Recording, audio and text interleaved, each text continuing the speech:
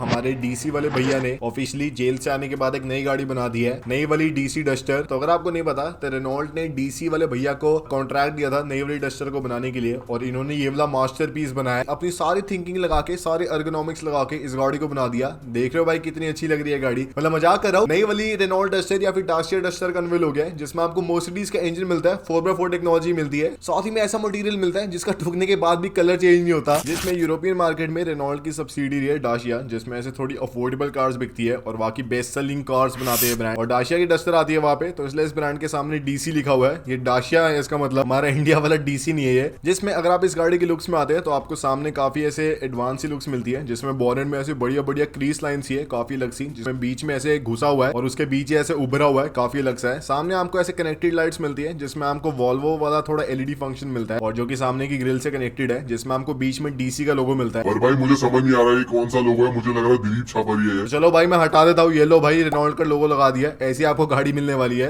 पतले से आपको सामने वर्टिकल स्लैट्स मिलते हैं, साथ ही में आपको ग्रिल में छोटे छोटे इंडेंट्स मिलते हैं, और आपको ग्रे कलर का सामने पार्ट मिलता है, जिसमें इस गाड़ी के फॉग लैम्प आते हैं और काफी अलग सा लगता है। और मोटी मोटी आपको ग्लाइडिंग मिलती है, जिसमें साथ ही में इस गाड़ी में आपको सामने फ्रंट पार्किंग सेंसर मिलते हैं, इससे बढ़िया आप इस गाड़ी को पार्क कर सकते हैं। साइड में इस गाड़ी में ऑलमोस्ट वैसी ही लुक्स है जैसे पहले वाली डस्टर की थी, जिसमें गाड़ी काफी अपराइट है, काफी कूल सी लग रही है। जिसमें आपको साइड में 18 इंच के लॉयज मिलते हैं 5 स्पोक वाले, जो भी काफी सही लग रहे हैं। काफी सस्ती इनकी कॉस्टिंग होगी, क्योंकि ऐसे काफी सिंपल सी इनकी मैन्युफैक्चरिंग है, पर काफी सही लग रहे हैं। साइड में आपको ऐसे मोटे मोटे क्लैडिंग मिलती है ब्लैक कलर की, और इस क्लैडिंग में कूल चीज क्या है कि ये स्टारकल एलिमेंट से बने हुए हैं, या फिर स्टारकल कंपाउंड से बने हुए हैं, जो कि एक ऐसा नया प्लास्टिक है जो कि डाशिया या फिर रेनॉल्ट के इंजीनियर्स ने डिजाइन करा है, जिसके अंदर जो प्लास्टिक है उसके अंदर ही पेंट मिक्स हो रखा है, उसके ऊपर पेंट नहीं करा। तो अगर गाड़ी ठुकती भी यहाँ से या फिर कोई स्क्रैच लगता है तो इसके पेंट में कोई चेंज आने नहीं वाला, आपको पता भी नहीं चलने वाला। और इसलिए साइड में जो गाड़ी के सामने वाला दरवाजा है उसमें आपको ब्लैक कलर की पट्टी मिलती है, उसमें रिसाइकल वाला लोगो लगा हुआ है। यार मतलब अच्छी बात है, तुमने रिसाइकलिंग वगैरह करी है, बढ़िया बात है, पर यार ये ऐसे रिसाइकल लोगो अच्छे नहीं लगते भाई मुझे। ऐसे भाई मुझे अपनी प्योर गाड़ी चाहिए, मैं क्यों दिखाऊं भाई, मैं प्रकृति को प्यार करता हूँ किसी और को। और हाँ बाकी सब्सक्राइब को भी प्यार करते हैं भाई, सब कर लो भाई, मजे आएंगे आपको। बाकी साइड में आपको ओआरवीएम थोड़े ब्रॉन्ज फिनिश में मिलते हैं, जो कि मुझे पसंद नहीं, पर थोड़ी ऐसे स्टाइलिंग एलिमेंट को ऐड करे। सामने के दरवाजे आपको सेम लुक्स के मिलते हैं जैसे पहली वाली डस्टर के थे। पीछे वाले दरवाजे भी आपको ऑलमोस्ट सेम लुक्स वाले मिलते हैं, बस फर्क है कि पीछे वाले दरवाजों में जो उसके हैंडल है आपको खिड़कियों के पीछे मिलते हैं, जिससे थोड़ी ऐसे अलग सी लुक्स आती है। मुझे पसंद नहीं है ये वाली टेक्नोलॉजी या फिर ये वाला फंक्शन, पर चलो भाई सही है। छत में आपको मोटी मोटी रूफ रेल मिलती है, जो कि भाई बढ़िया लगती है। और पीछे अगर आप देखें तो इस गाड़ी में आपको एकदम वैसी लुक्स मिलती है जैसे इसके कंसेप्ट वर्जन है डाशिया ने शोकेस करी थी। इसमें आपको ट्रायंगुलर शेप वाली लाइट मिलती है, काफी ऐसे अलग सी है। और डाशिया का आपको बीच में लोगो मिलता है, जिसके नीचे से ब्लैक कलर की पट्टी है, मूछ जैसी लगती है वो। स्पॉइलर आपको काफी स्टाइलिश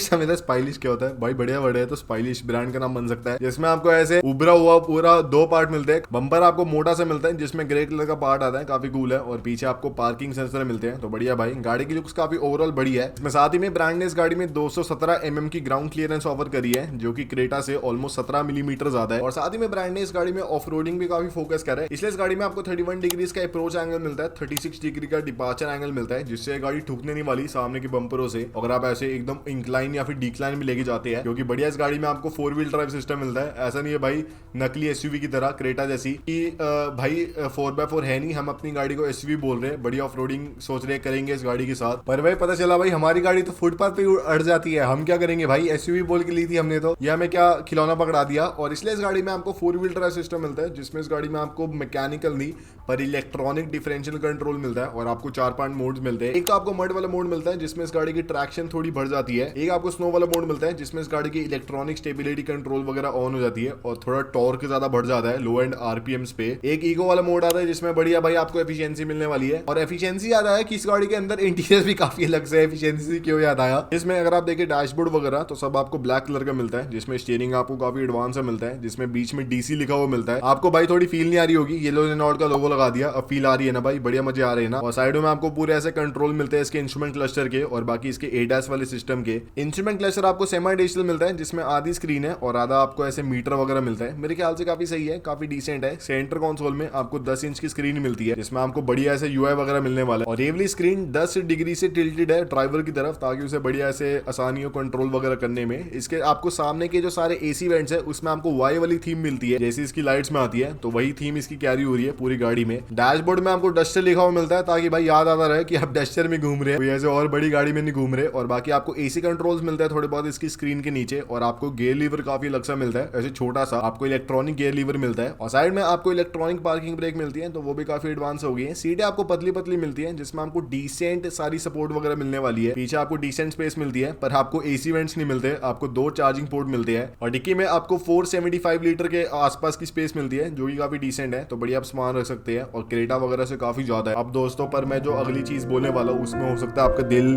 थोड़ा खराब हो, आपको थोड़ा ऐसे बुरा लगे। इस गाड़ी में आपको सनरूफ नहीं मिलने वाली।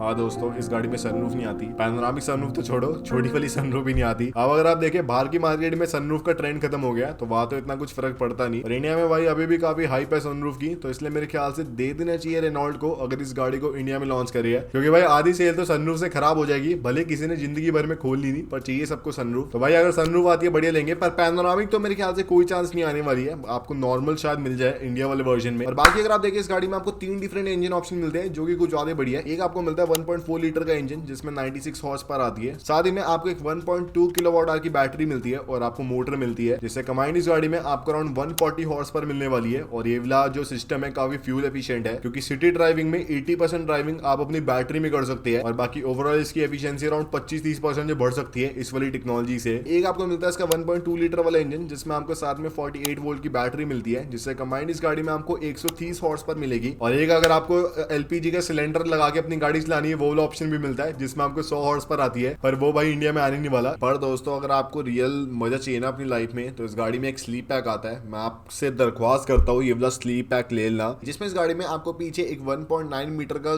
डिब्बा सा मिलता है इस गाड़ी की डिक्की में, जो कि इतना बड़ा है कि इसके पीछे वाली सीटों को आपको फोल्ड करना पड़ता है उसको इंस्टॉल कराने के लिए। और उसमें कूल चीज क्या है कि वो खुल के ऐसे डुअल बेड बन जाता है, मतलब मास्टर बेड बन जाता है, जिसमें आप सो सकते हैं। और उसके अंदर आपको कबर्ड भी मिलता है, जिसमें आप अपना बढ़िया सामान रख सकते हैं।